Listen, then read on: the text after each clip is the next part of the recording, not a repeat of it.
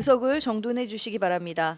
성원이 되었으므로 제226회 안성시의회 임시회 제2차 업무실적 청취 특별위원회 개회를 선포합니다.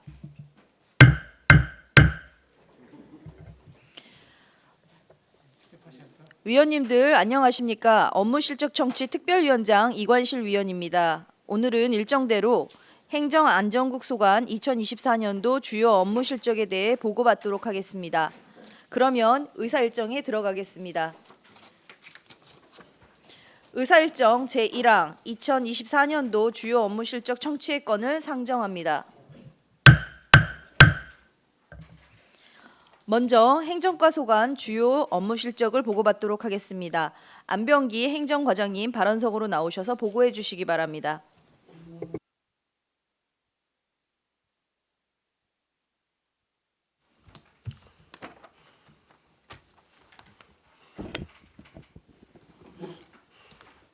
안녕하십니까. 행정과장 안병기입니다. 계속되는 의정활동에 노고가 많으신 업무실적 청취특별위원회 이관실 위원장님과 위원님께 깊은 감사의 말씀을 드립니다. 행정과 소관 2024년 주요 업무 추진 실적을 보고드리겠습니다. 먼저 1조 행정과 일반 현황입니다. 행정과 조직은 행정팀, 총무팀, 인사팀, 공무노사팀, 중대사업산업재해팀 5개 팀이며 주요 업무 및 인원은 표를 참고하여 주시기 바랍니다. 2쪽 부서 업무 및 성과평가는 서면으로 가름하고 4쪽 신규 사업부터 보고드리겠습니다. 먼저 시민의 날 기념 시민주간 지정 운영입니다. 매년 4월 1일 안성 시민의 날로 정하고 있는 바 이를 확대하여 4월 1일을 포함한 일주일을 안성 시민 주간으로 지정 운영하기 위해 조례를 개정하여 근거를 마련하였으며 내년부터는 각종 문화, 예술, 체육 행사를 추진할 계획입니다. 5쪽 찾아가는 청소년 노동인권 교실 운영입니다. 청소년 노동인권 보호 및 건전한 노동문화 정착을 위해 관내 중고등학교 학생, 청소년을 대상으로 찾아가는 노동인권 교실을 추진하고 있습니다. 총 4개 학교 870명을 교육 진행하였으며 내년에는 관내 학교 및 청소년 시설 등과 협의하여 교육 대상을 지속적으로 확대 시행할 계획입니다. 6조 중대산업재해 예방 자료관리 시스템 구축입니다. 당초 중대재해처벌법 의무이행사항 관리를 위한 자료관리 프로그램을 자체 개발하여 사용하고자 하였으나 개발 단가 상승 및 시 재정 여건 등으로 인하여 세월 게시판을 활용한 자료관리 운영을 대안으로 추진하였습니다. 각종 교육 자료 및 매뉴얼 등을 게시하여 사업부서의 산업재해 예방을 지원하고 있습니다. 7조 중대산업재해 예방 교육 및 홍보 확대입니다. 안성시청 공직자 및 현업 근로자와 소규모 민간 사업장에 대한 중대산업재해 예방을 위한 교육 지원 사업으로 총 12회에 걸쳐 590명에게 심폐소생술, 자동심폐 제세 동기 및 소화기 사용법 등을 교육 실시하였으며 하반기에도 추가적으로 실시할 계획입니다. 다음은 8조부터 계속 사업에 대한 보고드리겠습니다. 먼저 22대 국회의원 선거 추진은 서면으로 가름하겠습니다. 9쪽 찾아가는 시정 보고 및 시민 제안입니다. 읍면동 정책 공감 토크를 연이에 정기적으로 추진하여 상반기에는 시민들에게 시 주요 정책 방향을 설명하고 하반기에는 건의사항을 수렴하여 시민들의 불편을 최소화하고 시민과의 소통 체계를 마련하였습니다. 건의사항은 총 282건으로 2025년 본예산에 반영할 계획입니다. 10조 고향사랑 기부제의 성공적 확산 추진입니다.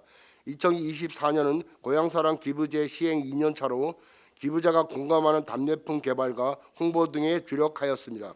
추진 실적으로는 안성맞춤 5대 특산물을 포함하여 30개 업체 97개 답례품을 운영 중이며 매월 답례품 관련 이벤트, 홍보 부스 운영 등을 추진하였습니다. 8월 말 기준 모금액은 8,394만 5,900원으로 경기도 1위입니다. 11조 공직자 소통 역량 강화 워크숍입니다.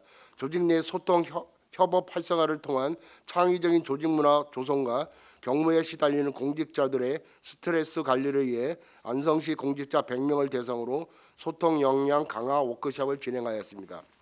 12조 2024년 직원후생복지 사업입니다. 직원 사기 진작 및 업무 능률을 제고하기 위해 전 직원 개인별 복지 포인트 제공, 단체 보장 보험, 맞춤형 건강검진, 체육행사, 동호회 지원 등 다양한 복지 지원을 실시하였습니다. 13조 중요 기록물 DB 구축 및 정수 점검 사업 용역입니다.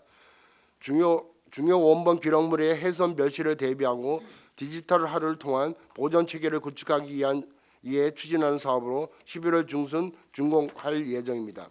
14조 공직자 역량 강화 교육입니다. 리더십 능력과 직무 역량 교육 운영으로 수준 높은 행정 서비스 제공 및 업무 혁신을 통한 전문성 강화를 위해 시행한 사업으로 안성시 공직자 2,890명을 대상으로 진행하였으며 하반기 운영 예정 교육은 11월 6급 팀장 리더십 교육과 5급 사무관 대상 리더십 교육이 예정되어 있습니다. 15조 2024년 공무원 노사 상생 협력 사업 추진입니다.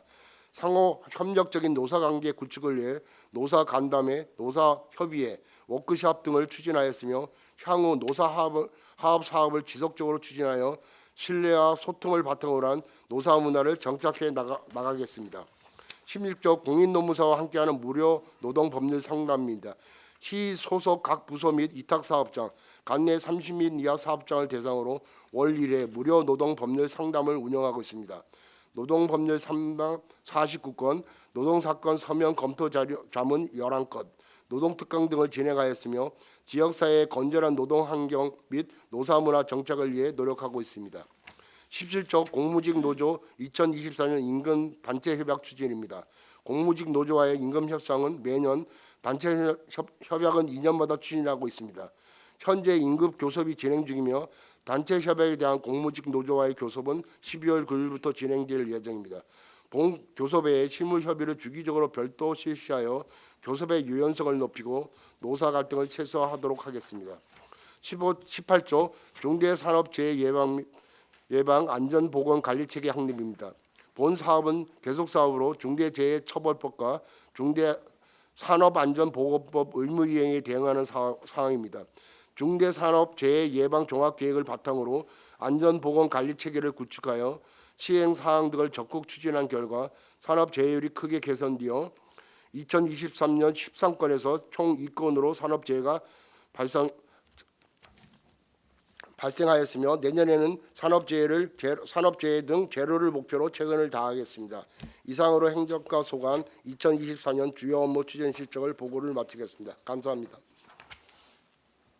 안병기 행정과장님 수고하셨습니다. 다음은 질의답변을 시작하겠습니다.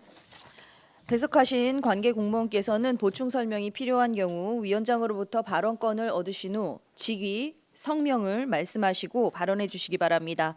위원님들께서는 궁금하신 사항에 대해 질의해 주시기 바랍니다. 네, 박근배 위원님.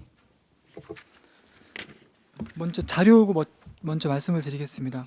9페이지 보시면요. 정책 토크 건의사항 중에서 완료 19건 빼고 나머지 좀 부탁드리겠습니다. 굉장히 가능하십니까? 내용을 말씀하시는 네, 내용하고 어차피 예산 반영하실 거 아닙니까? 앞으로 네네. 참조 좀 하려고 합니다. 근데 저희가 282건 중에 이제 처리 불가가 53건이고 네. 나머지는 추진 예정 장기 추진인데 네. 추진 예정 사항들이라 추진 중인 사항은 기 예산이 반영돼 있거나 하고 있는 거고 추진 예정 사업들은 올해 이렇게 예산을 반영할 사항입니다. 그러면 예정 사업 하겠습니다. 예정 사업 주시고 추진 예정 사업 79건 있죠? 그 내용을 말씀하시는 거죠? 그거 내용. 예. 아, 그거는 그리고- 별도로 자료를 네. 보고 그리고 하겠습니다. 불가도 주십시오. 불가도 포함해서. 네네, 알겠습니다. 네, 그거 주시고요. 그리고 궁금한 것은 노동인권교실 하지 않습니까? 네네. 근데 가원고, 두원공고 뭐 일쪽 이런다. 그러면 그냥 실명 말씀드리겠습니다. 안법, 창조, 안성, 여고 거기는 이 학교에서 배제가 된 겁니까? 하나는 이걸 신청을 받아서 추진하는 사항인데 학교에서 이제 신청이 안 되니까 학교 사정상 요러 해서 못하는 상황이고 내년에는 적극적으로 신청을 해서 좀 안타깝습니다. 그래서 네네. 안타깝기 때문에 원래 그 학생들이 더 받아야 되거든요. 네네. 그리고 그 자발적 기금 그 사업 지금 발굴을 하시는 중이죠. 고향 기부 사랑인가요? 네네. 자발적 기부라는 게 현실적으로 좀 어렵거든요. 네. 그죠? 기금 사업에 대한 명분이 있으면 하시는 분들이 꽤 많은데 제가 통계를 내보니까 1인당 16만 원꼴로 기부하셨더라고요. 그러니까요. 네. 그러면 거기서 이제 그 답례품을 드리면 3만 원 상당이면 네네. 13만 원 정도 되거든요. 이게 좀 기부 금액치고는 좀 적다, 그죠? 그래서 좀 많이 발굴하시려면 기금 사업을 어떻게 하실 건가 그런 그 명분을 좀 찾으셔갖고서 했으면 좋겠다는 건의를 드리고요. 또 한 가지는 공직자 단체 보장보험 있지 않습니까? 네네. 그거는 그 월 얼마 정도 한 4천만 원 정도 보험료 내시나요? 아니면 연 단위 4천만 원 내시는가요? 요건 팀장님. 총무팀장 고정숙입니다. 단체 보험은 1년에 한 번 해서 1년에 한 번 해서 드는 겁니다. 그래서 그 공직자분들이 이제 공무 수행하시면서 이 보험 혹시 적용된 사례가 있습니까? 그것도 같이 좀 주십시오. 어떤 사례가 있었든지. 네. 마지막으로 이건 좀 행정가 아니죠. 그럼 오늘은 여기까지 하겠습니다. 예, 이상입니다. 네, 최우소 위원님. 네, 최호섭 위원입니다. 몇 가지 좀 여쭤볼 게 있어서요. 저희 5페이지에 찾아가는 청소년 노동인권 교실 운영이라고 돼 있어요. 네네. 이게 이제 자료가 준비돼서 자료를 바탕으로 좀 네네. 진행하는 건가요? 네네. 네. 그러면 그 자료가 일단은 뭐 있으시면 그 자료를 좀 주시기 바랍니다. 이걸 어떻게 배포해요? 자료는 그냥 찾아가서만 배포하는 거예요? 어떻게? 신청을 받으면 수업할 적에 이렇게 수업할 때만? 네네. 예, 말씀. 네, 공무노사팀장 남선우입니다. 올해 처음 찾아가는 청소년 노동인권 교실 운영을 했는데요.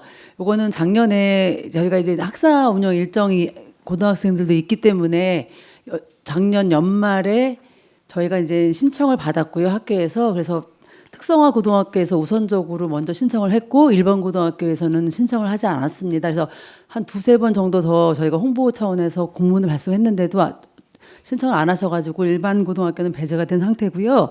저희가 이거를 진행하면서 가장 기본적으로 청소년들이 알아야 될 노동법에 대해서 팜플렛을 제작을 했고, 이제 저희 시 소속 노무사님께서 혼자 감당하신, 가온고등학교 같은 경우는 한 학생들이 전체적으로 다 했었는데 두원공고 같은 경우에는 각 교시에서 학년별로 들어가서 수업 일정에 넣어가지고서 1교시, 2교시에 수업을 진행을 했습니다. 그래서 거기에는 이제 공인노무사 소속에 계신 노무사님들을 초빙을 또 강사 초빙을 했었고요. 그래서 그분들이 1교시, 2교시에 다 들어가서 하셨고, 그리고 이제 팜플렛을 교재로 저희가 제작을 한 게 있어서 그거는 의원님께서 이거 끝난 다음에 전달해 드리겠습니다. 예, 그래서 일단 뭐 여기서 취지대로 이제 우리 청소년들이 일단은 사회에 일단은 들어가기 전서부터 이런 교육은 좀 많이 필요하다 이렇게 보여집니다. 그리고 일반계 고등학교도 상당히 좀 필요한 것 같아요. 그리고 우리 이제 사회에 나가 보면 이런 부분이 잘 지켜지지 않는 부분이 있거든요. 그러니까 이런 부분들을 바로잡기 위해서는 우리 청소년들이 먼저 이런 부분들을 알아야 되는 건 사실입니다. 그래서 SNS든 좀 홍보할 수 있는 거를 좀 다양하게 좀 해서 우리 청소년들이 사회 첫 발을 내딛는데 하여튼 도움이 될 수 있도록 하여튼 좀 해주시기 바라겠습니다. 자, 그리고 우리 요것 좀 한번 여쭤볼게요. 이건 뭐 불편한 얘기일 수도 있지만 우리 공직 사회가 일단은 좀 투명하고 그다음에 하여튼 능력을 인정받고 그리고 뭐 이런 부분 관련돼서는 이 제도 승진 제도가 상당히 뭐 많은 역할을 하고 있어요. 근데 이건 좀 비판적인 내용일 수도 있는데요. 일단 이 승진 자체가 이 기준이나 뭐 시장님 고유 권한이라고 할지라도 이제 기준 뭐 승진 이런 부분에 관련돼서는 좀 그래도 좀 객관적이고 그리고 좀 투명하게 좀 진행돼야 되는 게 맞다. 예? 뭐 아무리 이게 시장님 권한이더라 하더라도 어느 정도는 기준에 좀 부합해야 되는 거 아닌가 이런 생각을 해서 좀 제가 말씀을 좀 드리는 겁니다. 그래서 지금 일부에서는 불만들이 뭐 승진이라고 하는 게 불만이 없을 수는 없어요. 근데 이 불만들이 합리적인 근거를 가지고 있다고 하면 저는 이런 것들을 또 수정하고 시정해야 된다라고 보여집니다. 그래서 이게 뭐 지금 뭐 일례로 얘기되는 것들은 승진이 특정 지역에 몰려 있다. 그리고 어떻게 보면 인사 고과나 이런 것들을 좀 무시하고 진행되는 경우가 있다. 이런 얘기가 공공연히 들려요. 이런 것들은 좀 시정해야 되는 거 아닌가 이런 생각을 좀 하게 됩니다. 그래서 일단은 지금 자료를 이게 인사고과나 이런 것들은 하여튼 뭐 이거 개인적인 문제가 있어서 자료 제출이 안 되나요 혹시? 네네, 그런 문제가 있을 수 있습니다. 그렇더라도 하여튼 그러면 이걸 지워서라도 좀 제출을 해주실 수는 있죠. 그 인적 사항은 좀 지우고. 일단 검토해보고 네. 가능한 자료를 드리겠습니다. 네, 그래요. 그래서 일단은 인사고과가 저는 인사고과 매기는 기준이 있었을 거잖아요. 네. 근데 이게 자꾸 고과 기준에 벗어나는 인사가 되고 그리고 우리 직렬이나 이런 것들을 무시하고 지금 진행되고 있는 게 바람직한 건가요 혹시?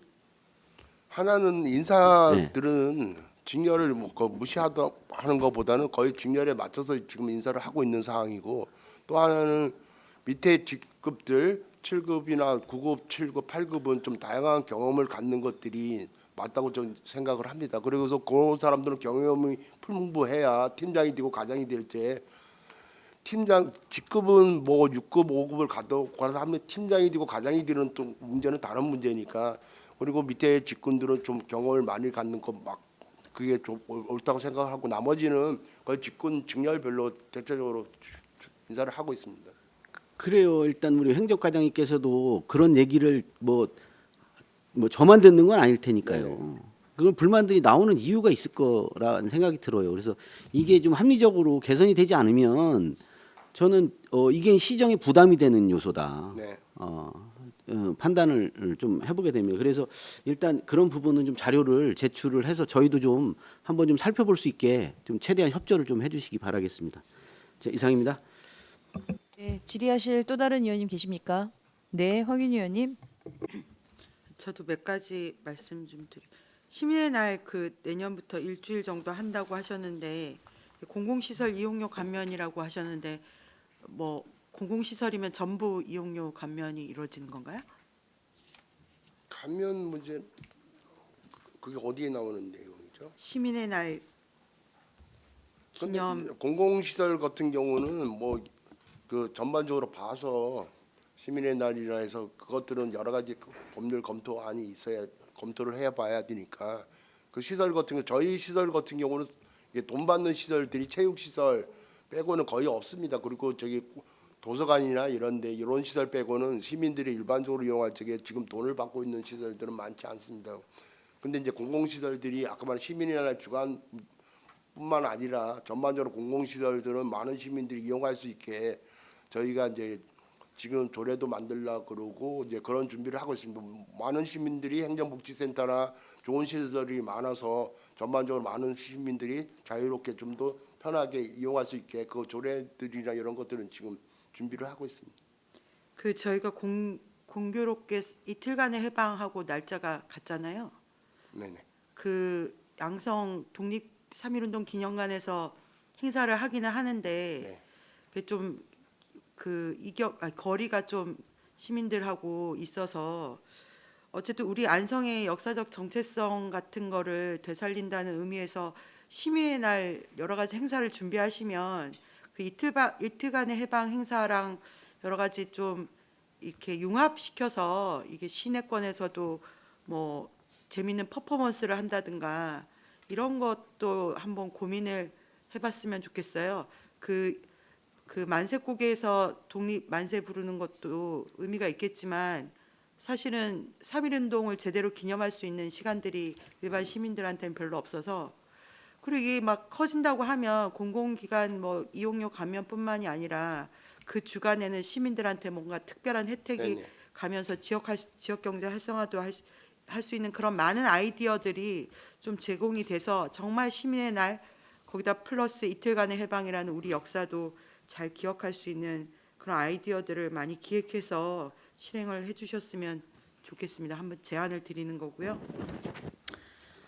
네, 그리고 또 하나 말씀을 드리면 그 후생복지 있잖아요.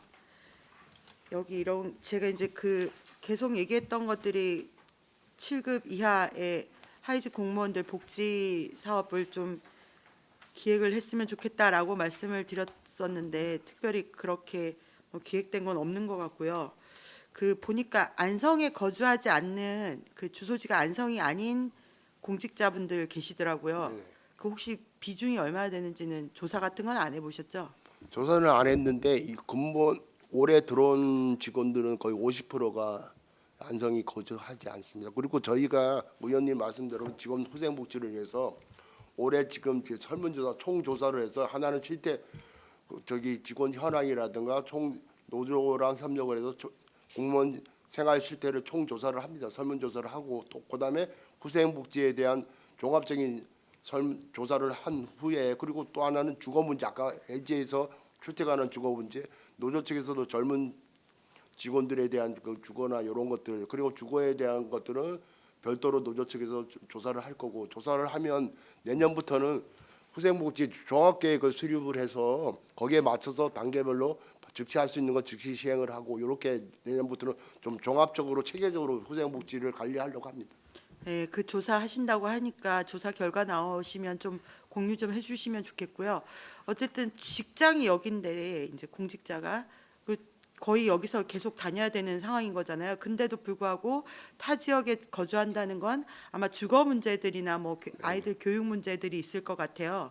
그래서 지금 저희 의사과에도 젊은 직원들 보면 안성 근처에서 월세방을 구해서 사는데 굉장히 뭐 밥도 못 해먹고 열악한 상황이 있습니다. 그런 직원들 같은 경우에 월세나 전세면 전세 보증금 지원이나 이런 것도 저는 얼마든지 검토를 한번 해볼 수 있지 않을까. 그래서 공직자들이 먼저 안성에 살아야 지역 인구도 좀 더 늘어가는 기초를 삼을 수 있지 않을까 싶은 생각이거든요. 그래서 저희가 의원님 말씀대로 저기 젊은 공직자들에 대한 주거 문제는 별도로 설문조사를 별도로 할 예정입니다. 그래서 저희가 지원해 줄 수 있는 방안들 고민을 해서 지원이 가능한 범위 내에서 이제 지원을 하고 나중에는 아까 말한 대로 지금 저희 젊은 공직자뿐만 아니라 젊은 노동자들 주거 문제들이 제일 심각한 문제니까 특히 저희 공직자들도 특히 아시겠지만 9급이나 이런 8급들은 임금도 저임금이고 그러다 보니까 거의 안성에 내려와서 월세 내고 이러면 생활 자체가 어려우니까 이런 문제는 종합적으로 검토를 해서 그 현황 분석을 하고 거기에 맞춰서 단계별로 내년에 추진하도록 하겠습니다. 네네, 좀 획기적인 정책이나 제도가 과장님께서 마련해 주시면 감사하겠습니다. 또 하나는 그 정책 공감 토크를 하잖아요. 네. 그 뭐 늘 나오는 얘기기는 한데 이런 행사들을 할 때 평일 낮 시간에 하잖아요. 그리고 주민센터에서 주로 하는데 그 저도 매번 가보지만 그래서 그 지역사회 그 사회단체 그 임원분들만 주로 거의 오시더라고요. 그래서 요거를 좀 개선할 수가 없을까? 예를 들면 일반인들도 참여할 수 있도록 평일 저녁 시간에 주민센터가 아니라 요즘 아파트 단지 큰 이 구역별로 보면 굉장히 큰 지구들이 있잖아요. 그런 아파트 단지에 이제 그 선거 뭐 간담회도 저희가 가니까 간담회 가면 굉장히 평소에 못 보던 시민들이 나오십니다. 그러니까 그런 식으로 한번 그 정책 공감 토크를 기획을 시내권 같은 경우에는 예를 들면 아양동은 LH 단지들이 모여 있으니까 그 중에 한 아파트랑 협의를 해서 그 안에서 좀 저녁 시간에 한 번쯤 진행을 해보면서 반응이 괜찮으면 그런 쪽으로 좀 더 많이 나가는 건 어떤지. 그 의원님 좋은 말씀하셨는데 이 정책 토크나 시민과의 대화를 해보면 늘상 저도 몇 번 참석을 해보면 오시는 분만 오다 보니까 실제적으로 많은 분들을 해서 시정이라든가 건의사항이나 주민 불편에 이런 받는 기회들이 좀 줄어들고 늘 하시던 분이 오는 경우가 많아서 내년에는 좀 더 다양하게 아까 말한 의원님 말대로 시간 그런 문제도 있고 아니면 공간이라든가 아니면 지역별로 좀 다양하게 많은 시민들이 시정을 바라보고 건의를 하고 할 수 있게 그걸 한번 내년에는 새로 검토를 해서 마련해 보도록 하겠습니다. 네, 정책 공감 토크라는 게 저는 굉장히 좋은 제도라고 생각합니다. 시민들이 시정이 어떻게 돌아가는지 제대로 볼 수 있는 유일한 기회인 것 같거든요. 그래서 좀 더 일반적인 시민들이 많이 참석할 수 있도록 해주시면 좋겠고요. 그 마지막으로 고향사랑 기부제에서 그 9월 27일 날 지역 활력을 높이는 생활인구 특강을 하셨다고 네네. 나오는데 이게 누구 대상으로 이걸 하신 거예요? 일단 공무원 대상으로 했습니다. 아, 이게 누가 특강을 하신 건가요? 저기 그 교수님이 하셨는데 아. 요쪽이 생활인구나 요게 이제 그 관련된 교수님이라서 강의. 이게 고향사랑 기부제랑 어떤 연관이 있다고? 하나는 생활인구 개념들이 그런 거잖아요. 저기 여기에 살진 주민등록이 안 된 분들이 주로 이제 밖에서 기부를 할 수 있는 대상이고, 그리고 또 하나는 뭐냐면 저희가 그 기존 행정 체계는 주민등록 기준으로 갔는데 소멸이 되고 이러다 보니까 전반적으로 생활인구라는 개념을 도입해서 지금 이제 소멸 대상 지역은 생활인구를 넣어서 이제 계산을 인구 발표를 해요.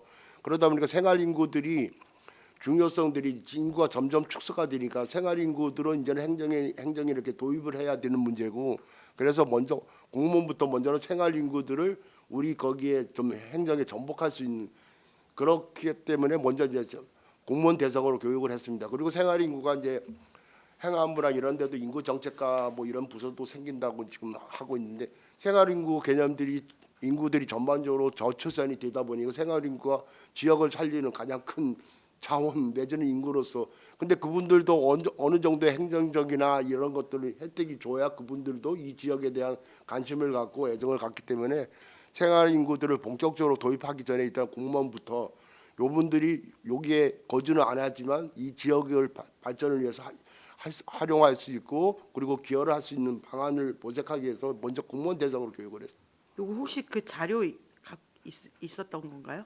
아니면 자료는 영상이 있나요? 영상으로 PPT 교육 이렇게 했습니다. 아, 자료 있으시면 저희도 한번 보고 싶어서요.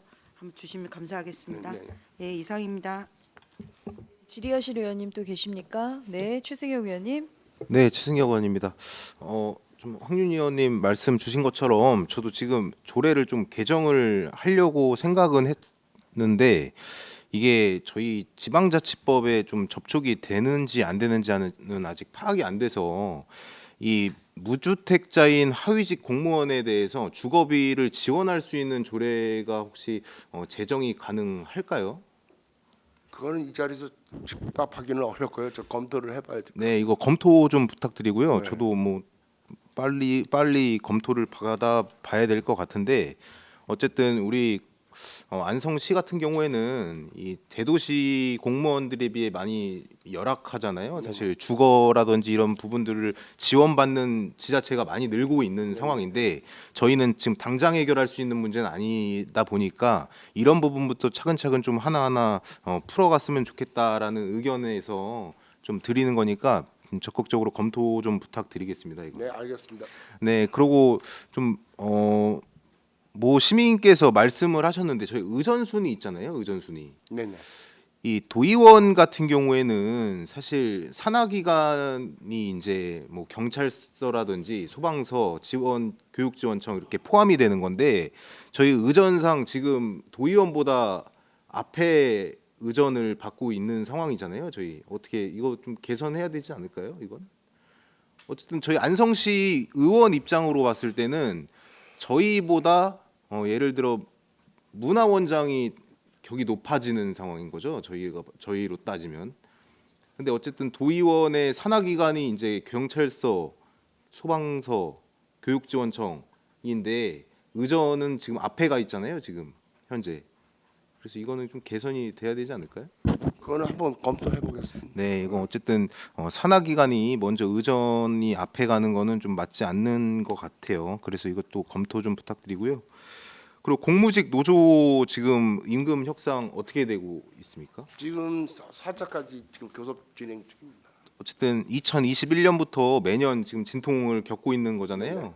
근데 올해는 어떨 거라고 지금 보세요? 하나는 저희가 그 공무직도 어렵고 공무원도 어려운 상황인데 이게 저희가 우리 공공 조직의 되게 한계가 뭐냐면 세 그룹이 세 축이 돌아가는데 하나는 정기직 공무원, 임기제, 공무직 이렇게 세 축이 돌아서 시청을 움직이는데 하나는 이게 기준 임금이나 총액 임금으로 묶여다 보니까 그분들이 원하는 만큼 임금 인상이나 이런 것들은 한계가 있어요. 그래서 일단은 그분들이 이제 뭐 임금 인상이라든가 여러 가지 세 가지를 조건을 제안을 하셨는데 하나는 뭐냐면 이 전반적인 가치 문제가 가는 틀이라다 보니까 그런 한계가 있고 또 하나는 서로 신뢰를 바탕으로 해서 올해는 그런 거 없이 좀 완만하게 해결하는 방안 노력하고 있습니다. 네, 어쨌든 뭐 진통을 많이 겪어 왔으니까 네네. 지금 이번엔 좀 순리대로 좀 풀어 나갔으면 좋겠고 이 공무직 평균 임금이 다른 도 지자체에 비해 어떤 수준인 거예요? 저희가 지금 하나는 저 경기도 내에서 보면 저희가 되게 높은 수준입니다. 상위권에 있는 수준이에요. 네네. 네, 알겠습니다. 어쨌든 협상 잘 마무리해 주시고 개선점 있으면 좀 네, 잘 알겠습니다. 풀어 주시기 바랍니다. 이상입니다. 네, 질의하실 의원님 또 계십니까? 네, 그럼 저거 두 가지만 얘기 드리겠습니다. 페이지 14페이지인데요. 공직자 역량 강화 교육에 보면 글로벌 역량으로 전화 영어가 지금 92명이 지금 받고 있어요. 근데 이게 다른 언어는 혹시 추가적으로 하지 않습니까? 지금 영어만 하고 있습니다. 그러니까 지금 다문화권이 계속해서 늘어나고 있는 상황이고 그리고 이제 어쨌든 창구에서도 원어민들이 많이 오시는 분들이 많아서 우리가 안성시에 그래도 러시아어나 중국어 정도까지는 할 수 있는 기회를 좀 주시면 어떨까 싶습니다. 하나는 이게 이제 영어라든가 교육에 이제 신청을 받아서 하기 때문에 만약에 그런 것들 뭐 지금 아까 의원님 말씀대로 저희가 다문화 시대에 살고 있는데 그리고 그런 분들이 또 인구 숫자가 늘어나다 보니까 그건 한번 검토를 해서 검토해 보겠습니다. 네. 그리고 페이지 16페이지인데요. 공인 노무사와 함께하는 무료 노동 법률 상담이 있는데요. 이 청년 문화 공간에서 청년 대상 노동 상담 운영도 하셨어요. 네네. 근데 이제 이 앞에도 보니까 청소년들을 그것도 이제 산업계에 있는 이제 청소년들을 대상으로 해서 노동 교육 하셨는데요. 요거에 관련돼 있어서 보고 좀 자세하게 좀 해주시고요. 그다음에 여기에 이제 실적이 있다라고 하는데 주요 내용들이 있을 거잖아요. 네네. 거기에 대해서 이제 좀 파악하신 게 있으시면 자료 첨부해서 주시면 감사하겠습니다. 네, 더 이상 질의가 없으시므로 행정과 소관 주요 업무 실적 보고를 마치겠습니다. 안병기 행정과장님이야 공직자 여러분 수고하셨습니다. 다음은 시민안전과 소관 주요 업무 실적을 보고받도록 하겠습니다. 고상영 시민안전과장님 발언석으로 나오셔서 보고해 주시기 바랍니다.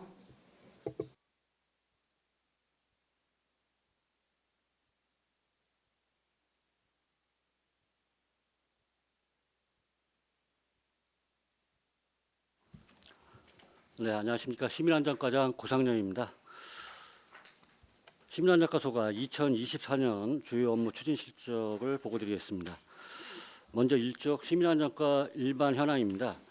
시민안전과 조직은 안전기획팀, 사회재난팀, 자연재난팀, 민방위팀, 통합관제팀 5팀이며 주요 업무 및 인원은 표를 첨부해 주시기 바랍니다. 2쪽 부서 업무 성과평가는 서면을 가름하고 3쪽 신규 사업부터 보고드리겠습니다. 먼저 3조 소방용수 소화정 확충 사업입니다. 2024년부터 2026년까지 3년간 시행되는 도비 보조 사업으로 안성 소방서의 협조를 받아 소화전 설치가 필요한 지역을 신규 발굴하여 소화전을 확충하는 사업입니다. 금년도에는 도비 50%를 포함한 1억 6,800만 원의 예산을 투입하여 지하식 소화전 20개소 및 지하 소화장치 1개소를 설치 완료하였습니다. 다음 5조 방범용 CCTV LED 안내판 확충 사업입니다. 각종 범죄 예방을 위해 방범용 CCTV 안내판을 야간 시인성이 좋은 LED 안내판으로 교체하는 사업으로 310대를 설치 완료하였습니다.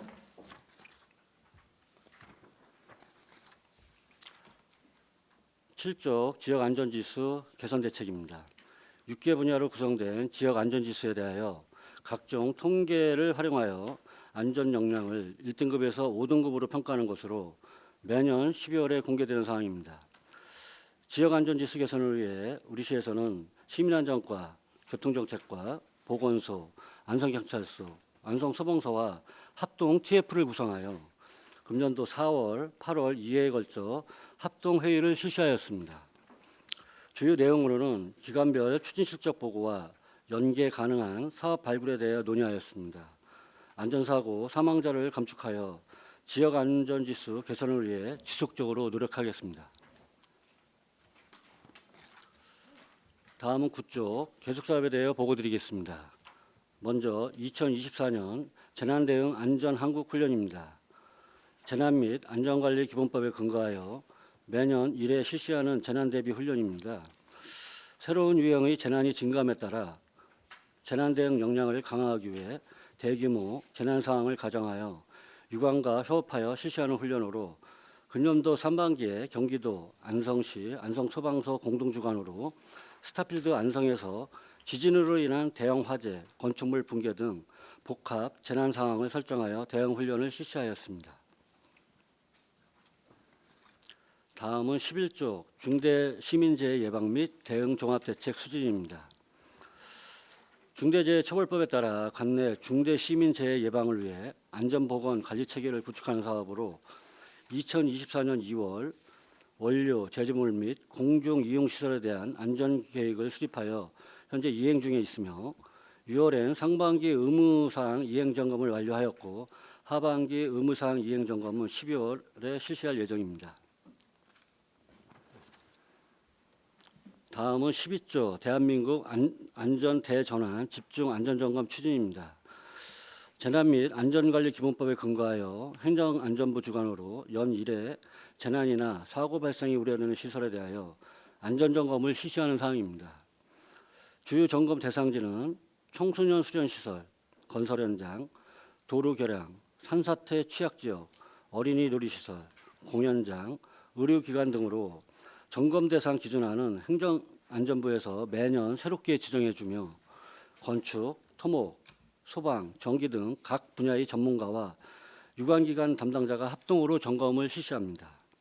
금년도에는 4월부터 6월까지 61일간 68개소에 대하여 집중 점검을 실시하였으며 경기도 시군 평가 결과 우리시가 1위를 달성하였습니다. 다음은 14쪽입니다. 안성시 시민안전보험 가입입니다. 가입 대상은 등록 외국인을 포함한 안성시에 주민등록이 되어 있는 모든 시민으로 공개 입찰을 통해 민간 보험사인 메리츠 화재 보험과 계약을 체결하였고 8월 말 기준 252건에 1억 1,300만 원의 보험금을 시민들에게 지급하였습니다.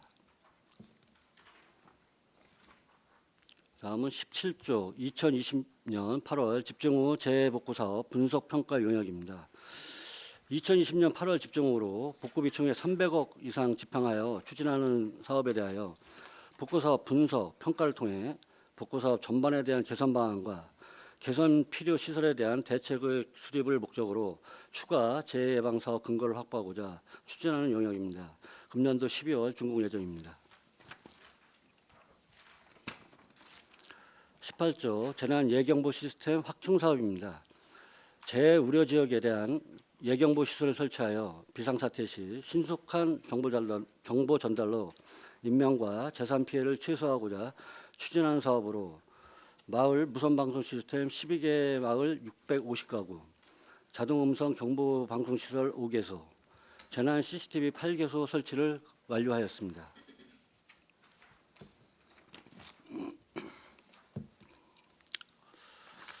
다음은 19조 일중면 시가지 침수 방지 사업입니다.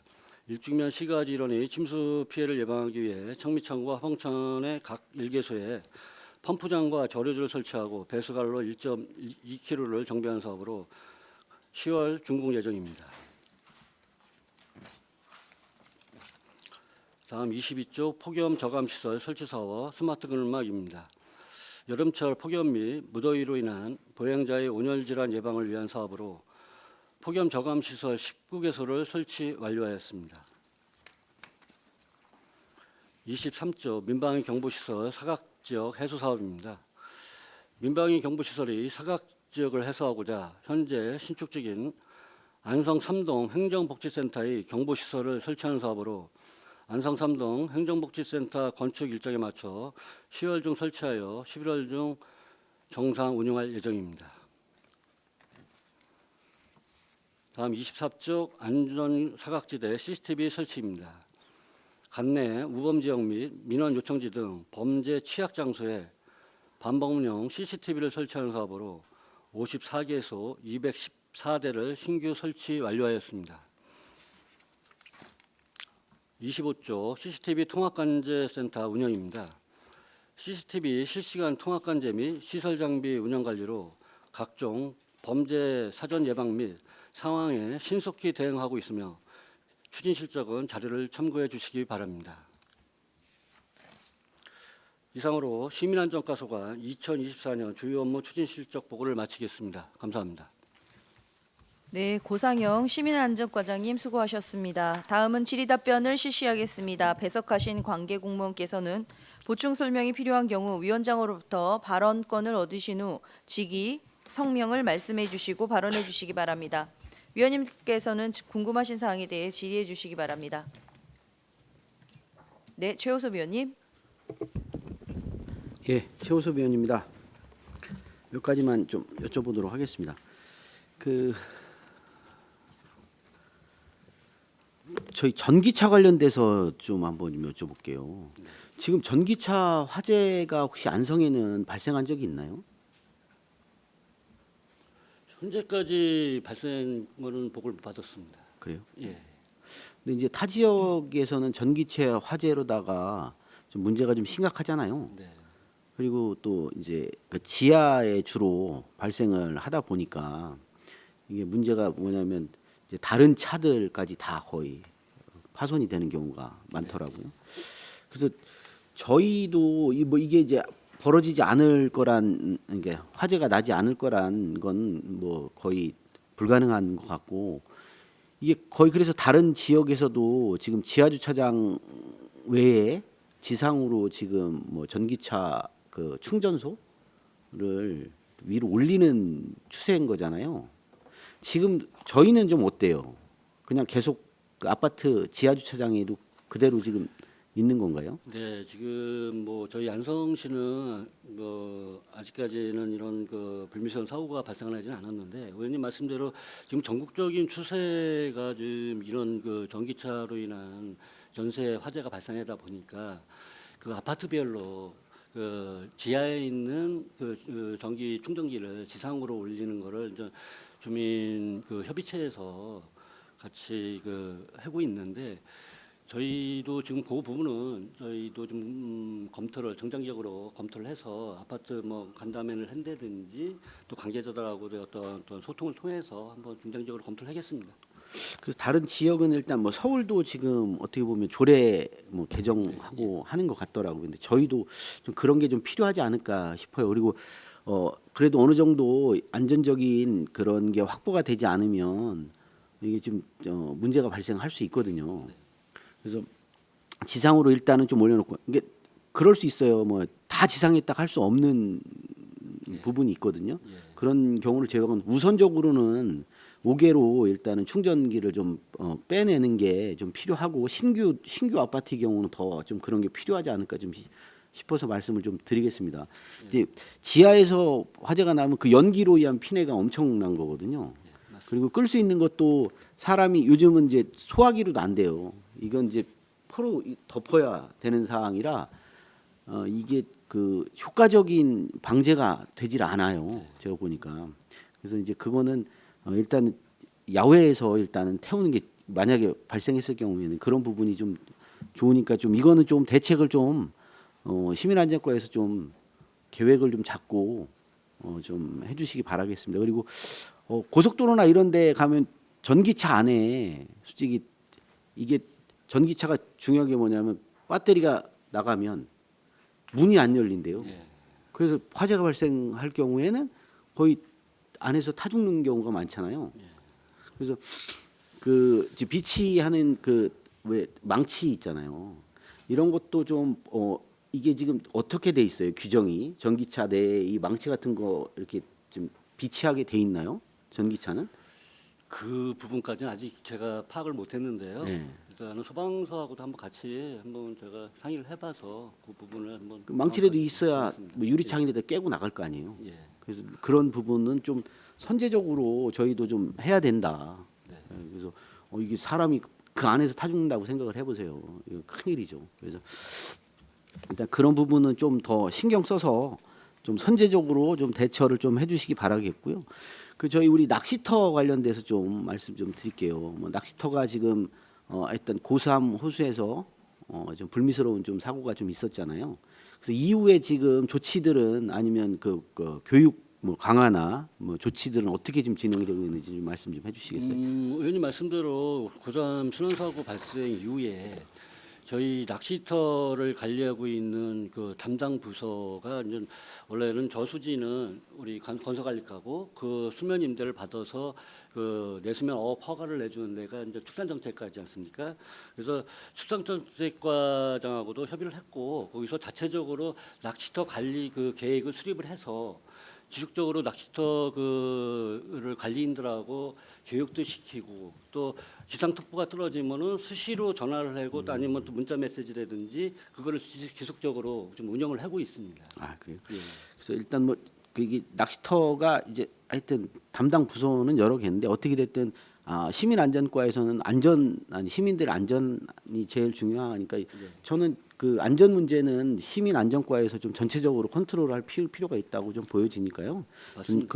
그런 부분은 좀 강화를 하는 게 좀 필요하다. 네. 뭐 이게 발생되면 꼭 나중에 사후 약방문식으로 좀 진행되는 경우가 없지 않아요. 그래서 지금 일단은 그 사고가 발생하지 않았을 때 철저하게 준비하는 게 시민안전과의 몫인 것 같습니다. 그래서 좀 최대한 좀 그런 부분 신경을 써주시기 바라겠습니다. 이상입니다. 또 다른 질의하실 의원님 계십니까? 네, 박구매 의원님. 그 지상식 지하 그 소화전이지 않습니까? 중앙시장에 처치하신 거. 그 내용 좀 그 간단히 듣고 싶습니다. 그 지하 소화 장치 함의 2천만 원인데요. 어떤 거로 돼 있는지 그 알고 싶습니다. 네. 네, 의원님 그 지상식 소화전은 말 그대로 지상에 그 현장 여건상 지상에다가 해도 문제가 없는 거를 지상식 소화전이라 해서 설치를 가능하고요. 지하식 소화전 같은 경우에는 저희 안성 시장 내 현장 여건상 지상에다가 설치를 했을 때는 어떤 지장물로서 인해서 좀 뭐 시민들이 걸어 보행에 문제가 된다든지 아니면 상인들의 어떤 상업 활동에 지장이 되기 때문에 지하에다가 매설을 하는 겁니다. 박스 같은 걸 짜가지고 그런 거를 지하식 그 소화전이라서 그러면 그 물은 어떻게 공급받습니까? 지하식. 상수도를 공급하고 있습니다. 그러면 바로 연결돼서 바로 틀면 나옵니까? 그렇습니다. 예, 좋습니다. 그럼 서운면 그 송정리에 있는 드림 수출 포장에서는 이제 지상식 설치가 돼 있거든요. 그럴 경우에 업체에서 요청을 한 겁니까? 아니면 시에서 위험하다 판단해서 설치해 드리는 겁니까? 서운면 청룡리 거요? 아니, 저 송정리에 드림 수출 송정리. 포장. 예. 그 20번째 나와 있더라고요. 설치 대상주에. 우리 담당 팀장님 네. 답변하겠습니다. 예, 사회전환 팀장 이문수입니다. 그때 이장님이 그 설치 건의를 해서 이번에 반영한 겁니다. 아, 예. 감사합니다. 그 로고젝터 관련돼서 그 25개 설치 완료하셨죠. 지금 보건소에 그 자살 예방 관련해서 그 알림이라든가 이제 그 현수막을 예정하고 있는데 로고젝터가 이제 자살 예방 관련해서 그 효과가 좋다는 평이 나왔거든요. 네. 물론 반대평도 있지만 그래서 보건소랑 협업을 하셔갖고서 혹시 그 로고젝터의 내용을 자살 관련해서 이렇게 수정할 수 있습니까? 그 협업 부탁드리겠습니다. 예, 좋은 가능하시면. 의견 감사합니다. 네. 예. 그리고 그 시민안전보험 중에 그 1억 6천 5백만 원이 이제 가입 금액이지 않습니까? 1억 1,400 좀 넘게 이제 납입하셨는데 그 2023년도에는 1억 6,900만 원을 보상받았습니다. 네. 당연히 넘었죠. 2022년도에는 이제 거의 1억도 못 받게 보상받았거든요. 물론 이제 어떤 일이 벌어질지 모르기 때문에 보상 금액은 이제 차이가 난다고 이제 알기 때문에 그는 이제 그렇게 정리를 하는데 혹시 그 가입 내역을 보면 그 결빙 사고 그 이제 동절기가 들어오는데 인도에서 미끄럼 결빙 사고 날 땐 가입 내역 중에 어디에 해서 보상받을 수 있습니까? 가능합니까? 상해 의료비로 상해 의료 받을 예. 수 있습니까? 그게 이제 많을 것 같아갖고요. 예. 확인을 좀 한 거고요. 그 재난 그 경보 시스템을 중에서 그 어느 마을에서 그 수용을 안 한 겁니까? 설치 수용을? 그 어디 35개가 어떤 마을입니까? 그럴 경우에 무조건 해야 되는 거 아닙니까? 예, 말씀 부탁드리겠습니다. 네, 담당 팀장님 답변해 주시기 바랍니다. 네, 지금 자연재난 팀장 윤상입니다. 현재 저희 안성시의 아파트가 493개로 돼 있거든요. 그 중에 382개에서는 완료가 됐는데 그중 111개소가 아파트가 75개가 속에 있고요.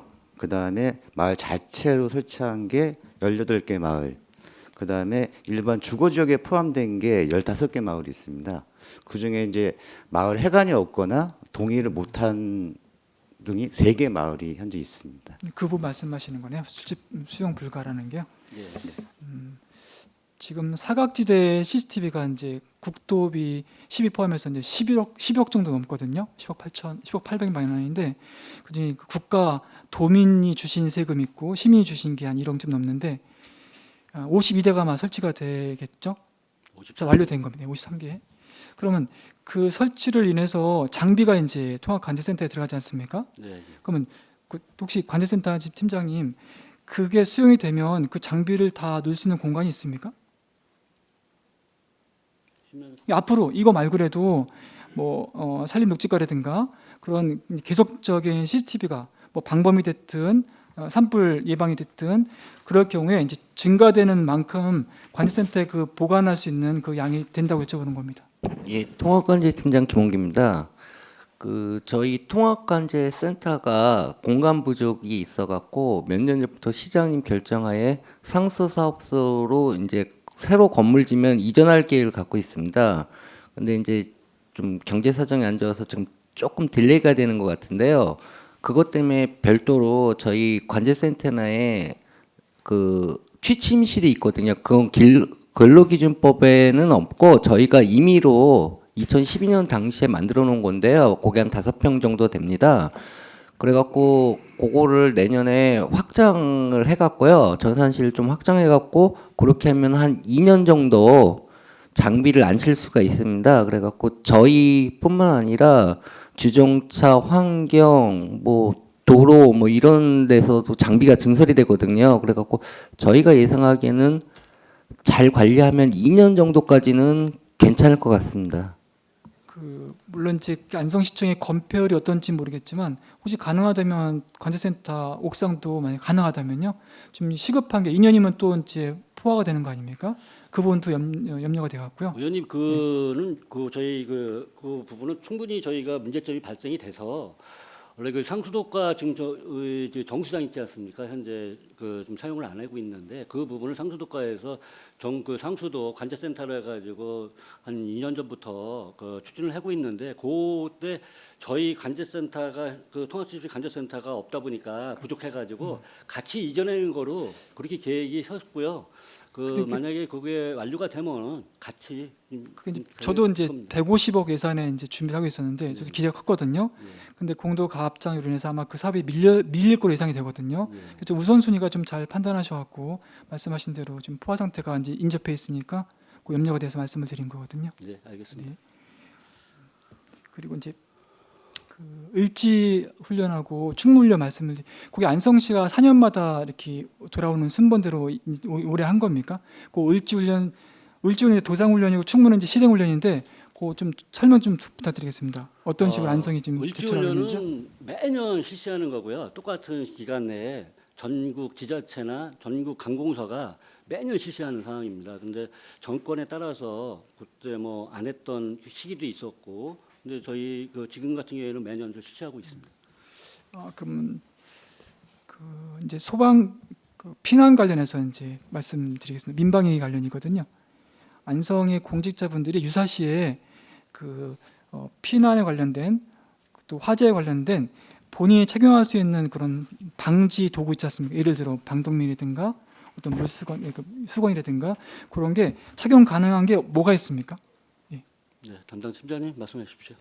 예, 민방위 팀장 김수성입니다. 그 말씀하신 거는 그 저희는 이제 전시 대비이기 때문에 이제 그 화재라든지 이럴 때 사용하는 거는 아니고요. 솔직히 말씀드리면 저희가 그 방독면 구비하고 있는 거는 민방위 대원용 방독면입니다. 그래서 지금 저희가 그래서 부서마다 예전에 보면 뭐 자체적으로 부서 직원들을 위한 방독면은 자체 구비한 적도 있고요. 근데 지금 저희가 갖고 있는 거는 아까 말씀드린 대로 민방위 대원용을 위한 건데, 저희가 지금 올해 지금 청사내에 방독면 보관함을 이제 다음 달에 설치할 거거든요. 그러면 이제 청사 중간 중간에 저희가 방독면을 거기다 이제 채워놓으면, 물론 민방위 대원용이기는 한데 혹시라도 유사시 뭐 비상사태가 발생하면 그 직원들이 그 위치는 왔다 갔다 거리면서 다 알 수 있기 때문에 거기서 개방해서 그 방독면을 착용할 수 있게끔 저희가 조치는 할 예정입니다. 이제 그러면 화재도 가능하다는 말씀하신 거죠? 일단은 목적 자체는 민방위 대원을 위해서 지급하는 거긴 한데,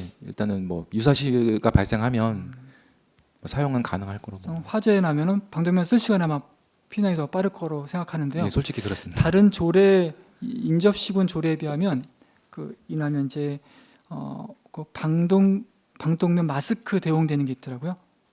그 샘플을 이제 하나 봤는데, 이제 방독면 대신 안에서 15분 동안 그 산소가 나오는 그 마스크, 아주 일회용 마스크 똑같습니다.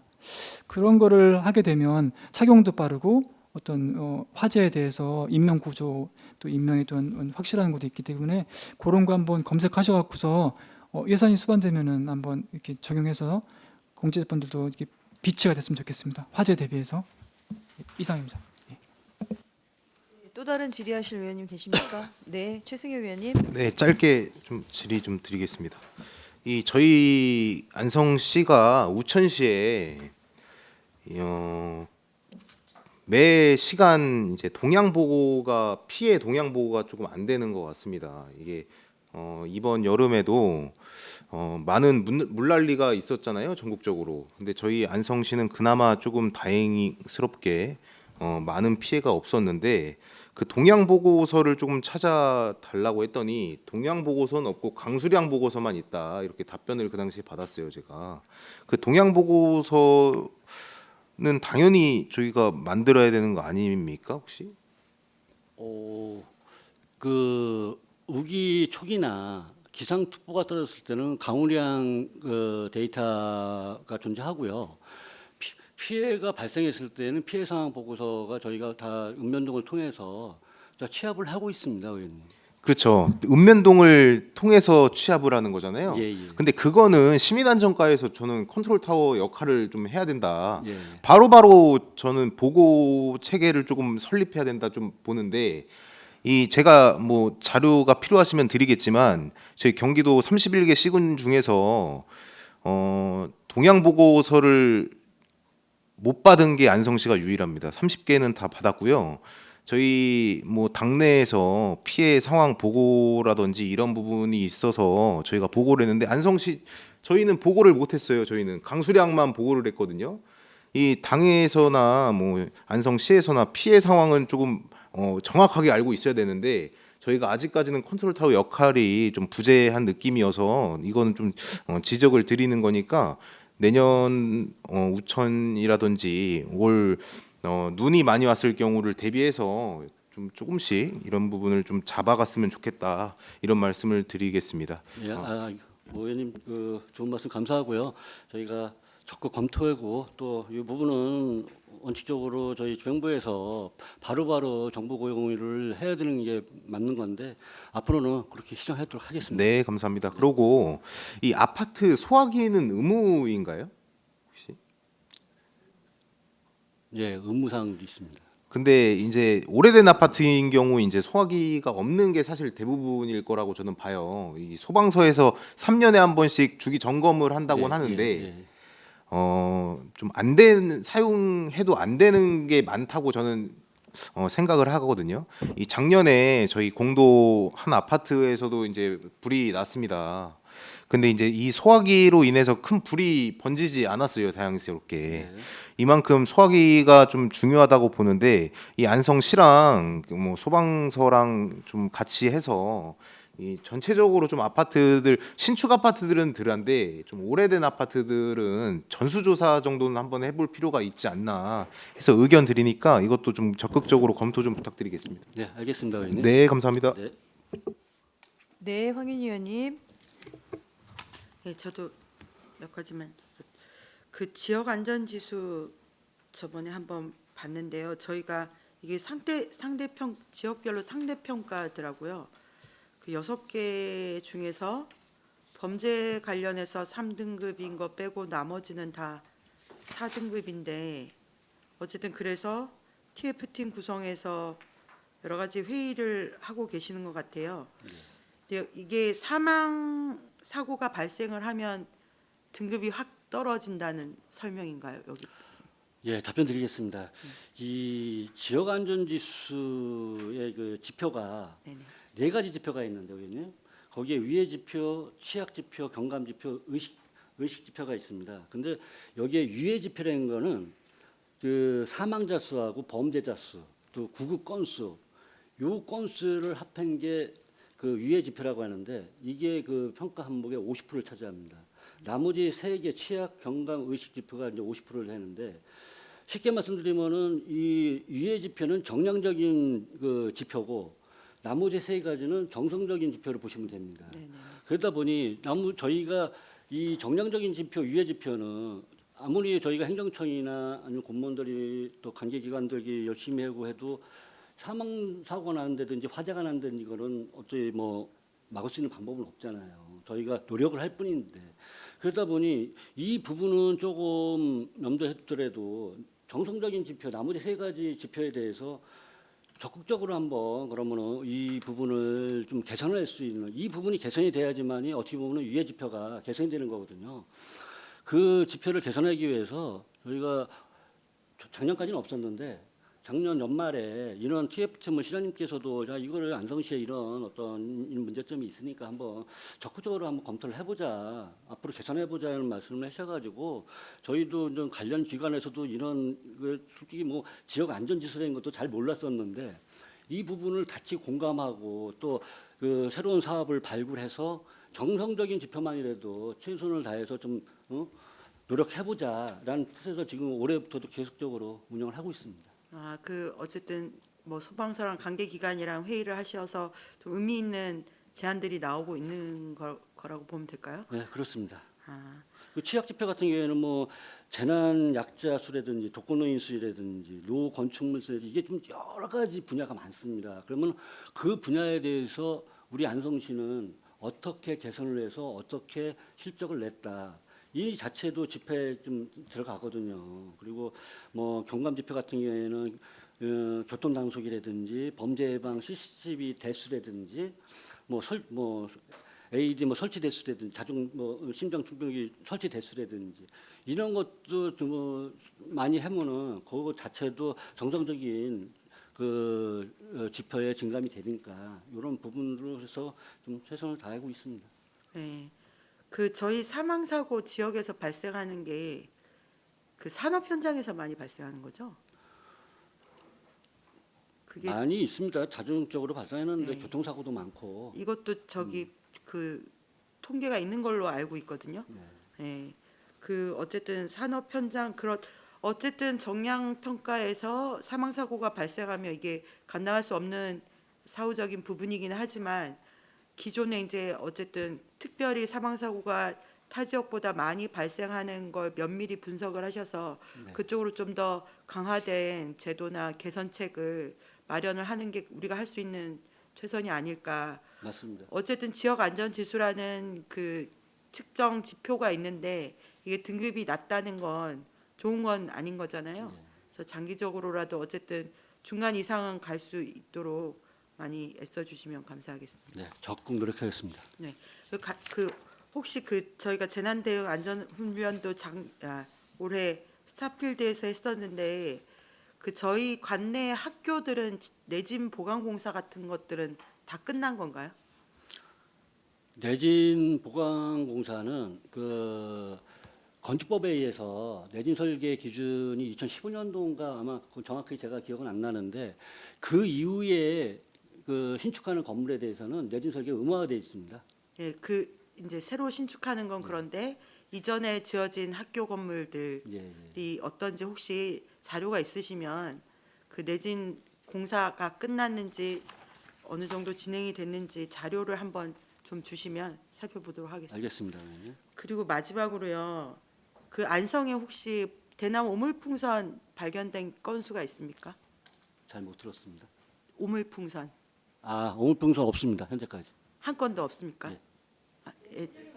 예, 민방위 팀장 김수성입니다. 그 초창기에 4건 있고 그 뒤로는 지금 저희한테 오지는 않습니다. 초창기면 6월 말씀하시는 예, 건가요? 맞습니다. 예. 그 이거는 뭐 제가 여쭤보는 건데요. 우리 재난 문자라고 하는 안전 안내 문자 있잖아요. 네. 그 대남 오물풍선 관련한 문자는 경기도에서 보내는 건가요? 네, 맞습니다. 저희는 아무 그 관여를 안 하는 건가요? 안성시에서는?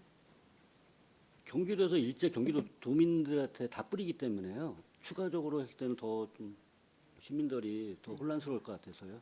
아, 그 제가 이거 10월 제가 이제 저도 시민으로서 문자를 받는데 네.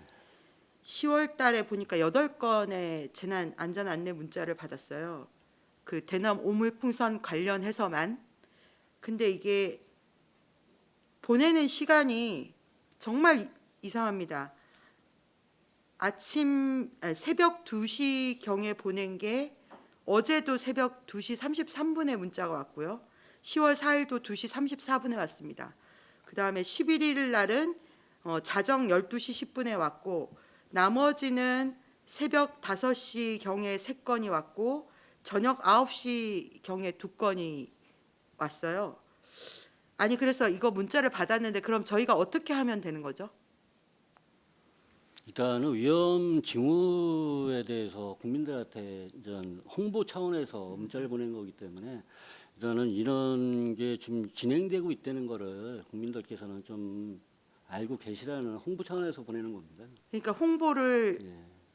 요즘 나이 들면 잠도 제대로 못 자는데 문자를 계속 이런 시간에 보내는 이런 시간에 북한에서 이거를 띄운 건지 38선을 넘어온 건지 안성에서 발견된 건지 경기도에서 발견된 건지 경기도 북부인지 남부인지 전혀 알 수가 없는데 이렇게 문자를 이런 시간에 보내서 이건 겨우 제가 아무리 봐도 이건 불안을 조장하는 게 아닌가. 실제보다 더 많은 불안을 조장하는 건 결국 이건 누군가 갈등을 조장하려고 하는 거 아닌가 이런 생각까지 들게 만든다는 느낌이 드는 거거든요. 그리고 이런 안전 안내 문자나 재난 문자는 정말 위급할 때 문자를 받아야 되는데 이렇게 상시적으로 받으니까 오히려 무슨 양치기 소년 외치듯이 진짜 경각심이 오히려 줄어드는 뭐 또 왔네 그러면서 내용도 안 보고 넘겨버리는 시민들 굉장히 많을 거라고 생각을 하거든요. 그래서 저는 안성시에서 이 시간에 왜 보내는지는 혹시 알고 계실까요, 팀장님? 예, 민방위 팀장 김수성입니다.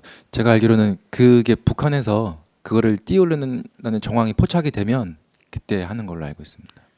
띄우려는 정황이 예, 포착이 되면 그게 그 그때 움직임이 있으면 보내고 그리고 이게 아까 말씀하신 그 전차를 일괄로 보내기 때문에 접경 지역 같은 경우는 그 시간에 도달하는 시간이라든지 이런 게 더 빠를 수도 있고 그래서 그쪽한테는 되게 중요한데 그 이에 뭐 저희 같은 경우는 경기 최남단이기 때문에 저희 같은 경우는 뭐 상대적으로 그 위에도가 떨어지잖아요. 그렇다고 해서 저희를 뭐 제외하고 할 수는 없어서 아마 일괄적으로 보내는 걸로 알고 있습니다. 그럼 풍선이 새벽 2시 반에 띄워지면 안성까지 오는데 얼마나 걸리나요?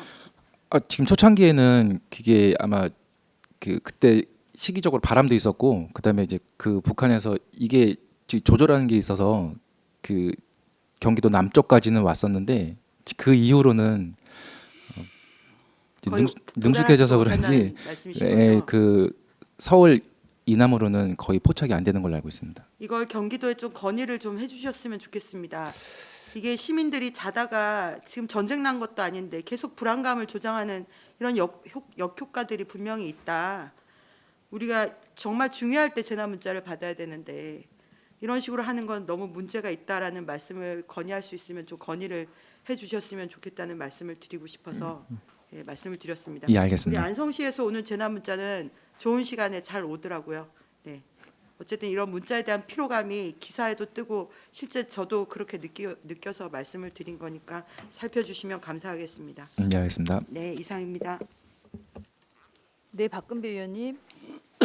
짧게 질의드리겠습니다. 그 4페이지에 보면 소방 용수 시설 설치 대상지 중에요.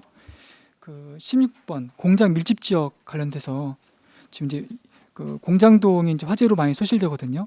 안성전지 예방 차원에서 이럴 경우 16번 안 같은 경우 다른 항하고 소방용수의 그 용량이 똑같습니까? 예를 들어 지상식 소화전 설치하고 소방차가 와서 이제 인입을 해서 소방 호스를 연결해서 쭉 나가는 겁니까? 아니면 그 자체가 아예 상수도 연결돼 있습니까? 상수도관이 연결돼 있고요. 그래서 소방차가 오면은 급수 밸브만 연결시키면은 바로 급수할 수 있는 그런 시스템입니다. 자, 그럼 지점부로부터 멀리 떨어진 공장이 있을 거 아닙니까? 그러면 소방 호스를 연결해서도 가는 겁니까? 아니면 그쪽 하나뿐이 설치 안 된 거 아닙니까? 이거는 이해하셨죠? 공장의 밀집 지역 중에 신두리 그 도로 중에 네. 인접해서 하나 설치가 되면 인근 지역에 멀리 있는 공장은 소방 호스를 연결해서 가야 되는 겁니까? 아니면 아닙니다. 그게 차가 네. 멀리 있으면은 연결을 하는데 더 시간이 걸리니까 소화전에서 소방차가 급수를 해서 이동을 해가지고 소화를 하는 게 그럼 그래요. 급수 시설입니까? 소화전이 아니라 거기서 소방차가 급수를 해서 이동한다는 뜻입니까? 아니면 제 생각에는 지상식 소화전이라는 거는 거기서 바로 분출할 수 있게 만든 거로 좀 이해가 됐는데요. 그거 아닌 겁니까? 소화전 같은 경우에는 소방차가 이 소방 용소가 소화를 하기 위해서 용량이 있지 않습니까? 만약에 거기에 소화전이 없으면은 그 소방차가 다 물탱크가 비었을 때 안성 시내까지 가거나 그랬을 경우에는 시간적인 여유가 걸리다 보니까 소화에 문제가 있지 않습니까? 그걸 충전, 방지하기 위해서 용수 충전 시설이네. 네, 이렇게 생각하시면 제가 잘못 생각했네요. 또 한 가지 마지막으로 그 안전기획 그 기획상으로 스타필드에서 이제 훈련하셨지 않습니까? 혹시 매년 하신다면은 중심가나 동부 쪽에는 혹시 계획이 없습니까? 물론 대형 건물이 뭐 서부 쪽보다는 좀 적긴 하지만 그 훈련의 그 인식 차원에서 그 시가지 구도심지는 계획 없으세요? 돌려가면서 하고 있습니다, 의원님. 올해 같은 경우에도 뭐 스타필드 안성에서는 했는데 최근에 또 우리 아트홀에서도 했었고 장기적으로 또 이 동부권에도 만약에 그런 여건 이게 훈련을 하려면 그런 여건이 갖춰져 있어야 되거든요, 의원님. 뭐 대학 건물 되게 좋지 않습니까? 예? 대학 건물. 예. 예. 그죠. 뭐 그런 식으로 그런 한번 부분도 한번 검토를 고맙습니다. 해보겠습니다. 예. 이상입니다. 네, 저도 몇 가지만 좀 질문 좀 드리겠습니다. 페이지 11페이지인데요. 중대 시민 재해 예방 대응에 대한 건데요. 이 시설 수를 이렇게 보니까 이게 공중 시설인지가 궁금해서 좀 여쭤봅니다. 업무 시설이 6개고 복합 건축물이 하나인데요. 운동 시설이 하나가 있습니다. 혹시 이 운동 시설이 어딘지 팀장님 말씀해 주실 수 있을까요? 담당팀장. 네, 안전기획팀장 윤효중입니다. 운동시설은 서안성 체육센터입니다. 그러면 서안성이 있으면 우리 안성에 있는 거기는 포함이 안 되어 있나요? 운동시설은 연면적 5,000평방미터 이상이 대상지입니다. 5,000평방미터. 그럼 네. 거기 안에 들어 있지 않아서 네. 빠졌다는 거죠? 네, 그다음 운동시설은요? 네. 운동시설. 운동시설이 5,000평방미터 네네. 이상입니다. 그다음 공연장은요?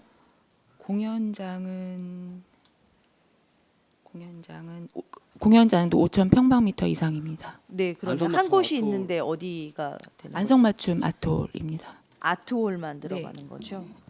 복합 건축물은요? 복합 건축물은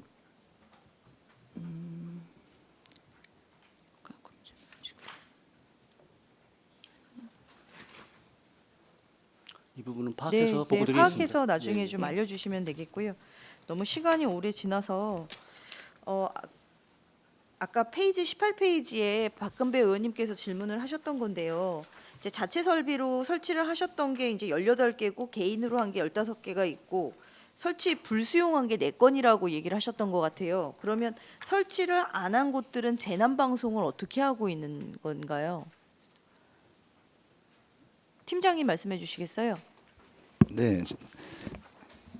현재 그 마을 자체 설치한 데는 18개소고요. 그거는 옛날에 한전 쪽에서 사업비 보증을 받아가지고 설치를 한 곳이고요. 저희가 그거는 인수인계를 받아서 저희 관리를 하고 있고요. 그리고 나머지는 일반 주거 구역에 있는 15개 마을이 있거든요. 거기는 이제 설치를 하게 되면 마을 그 소음 때문에 지금 거부를 좀 하시는 상태입니다. 근데 그쪽은 다 마을 문자를 통해서 그냥 주의보나 그런 것들은 보내드리고 있는 상황입니다. 그럼 불 수용하는 곳 4곳은요?